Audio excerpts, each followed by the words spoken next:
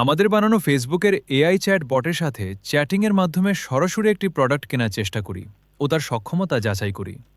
এখন আমার ব্যক্তিগত আইডি থেকে একটি মেসেজ দিচ্ছি। আমি মেসেজে লিখলাম, আপনাদের কি কি প্রোডাক্ট আছে?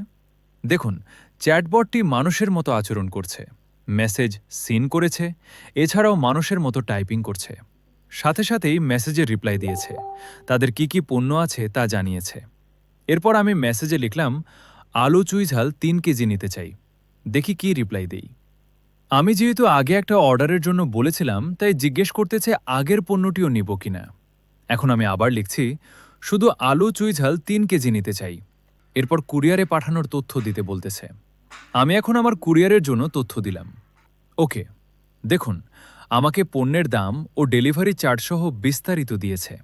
ও তথ্য ঠিক থাকলে অর্ডার কনফার্ম করে দিবে। কনফার্ম হলে ওকে লিখতে বলতেছে। সব তথ্য ঠিক থাকায় আমি ওকে লিখে দিলাম। বুম! দেখতেই পাচ্ছেন, এআই চ্যাটের মাধ্যমে অর্ডারটি কনফার্ম করে ফেলল। একই সাথে আমার টেলিগ্রামের নোটিফিকেশন চলে আসলো এবং আমাদের গুগল শিটে কাস্টমারের ডাটা অলরেডি সেভ হয়ে গেছে।